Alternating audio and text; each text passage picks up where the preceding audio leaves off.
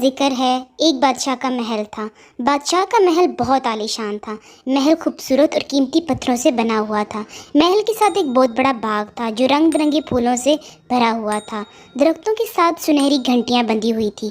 جب بھی کوئی باغ میں سے گزرتا تو گھنٹیاں بج اٹھتی اور لوگ خوش ہو جاتے۔ بادشاہ کا باغ اتنا بڑا تھا کہ باغ کے مالی بھی نہیں جانتے تھے کہ باغ کہاں تک پھیلا ہوا ہے۔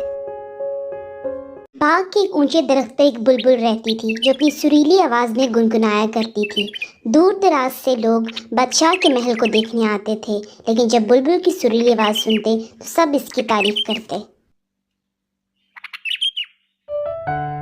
مسافر جب واپس اپنے گھر لوٹتے تو لوگوں کو اپنے سفر کا حال سناتے تھے، اور کچھ مسافروں نے اپنے سفر کے بارے میں کتاب لکھی جس میں بادشاہ کے محل اور باغ کی خوب تعریف کی۔ بادشاہ نے جب ان کتابوں میں اپنے محل اور باغ کی تعریف پڑھی تو بہت خوش ہوا، لیکن جب بلبل کے بارے میں پڑھا تو بہت حیران ہوا۔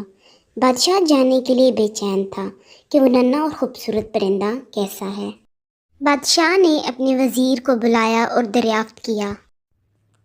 ان کتابوں میں ایک ننھے پرندے کا ذکر ہے جس کا نام بلبل ہے۔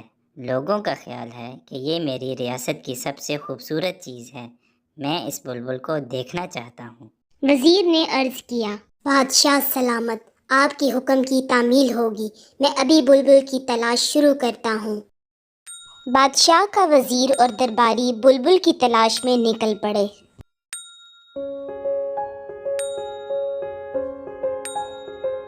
ہم نے بلبل کو ہر جگہ تلاش کیا، لیکن بلبل کو ہم ڈھونڈ نہ سکے۔ یہ جس بلبل کی بات کر رہے ہیں میں جانتی ہوں وہ کس درخت پر رہتی ہے۔ مجھے یہ بات وزیر کو بتانی چاہیے۔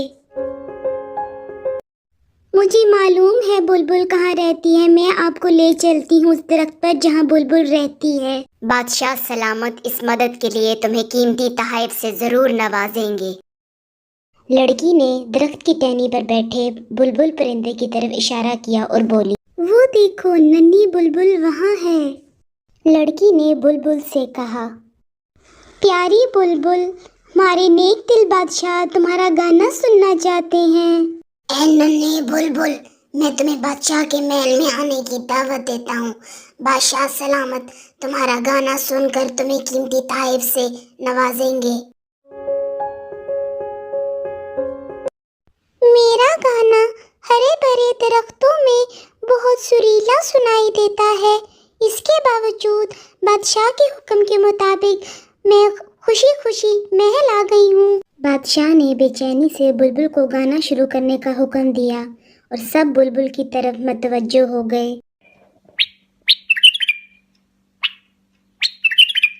بلبل کی سریلی آواز سن کر بادشاہ بہت خوش ہوا۔ بادشاہ نے حکم دیا، آئندہ بلبل کو دربار میں رکھا جائے گا۔ بلبل کو ایک پنجرے میں رکھا جائے گا اور اسے دن میں صرف 2 مرتبہ اڑنے کی اجازت ہوگی۔ پنجرے سے باہر جانے کے لیے بلبل کے ساتھ پہرے دار ہوں گے اور بلبل کے پاؤں کو ریشمی ڈوری سے باندھ دیا جائے گا جس کو پہرے دار پکڑے رکھیں گے۔ بادشاہ کے حکم پر بلبل کو قید کر لیا گیا۔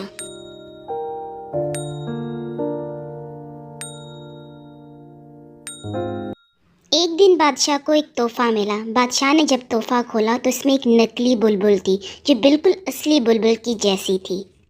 نکلی بلبل پر ہیرے اور نیلم کے پتھر لگے ہوئے تھے۔ جیسے ہی بادشاہ نے نکلی بلبل کو ہاتھ لگایا، اس نے اصلی بلبل کی طرح گانا شروع کر دیا۔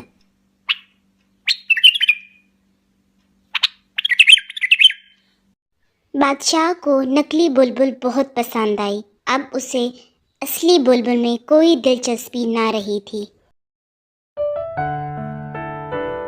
بادشاہ کے حکم پر اصلی بلبل کو آزاد کر دیا گیا۔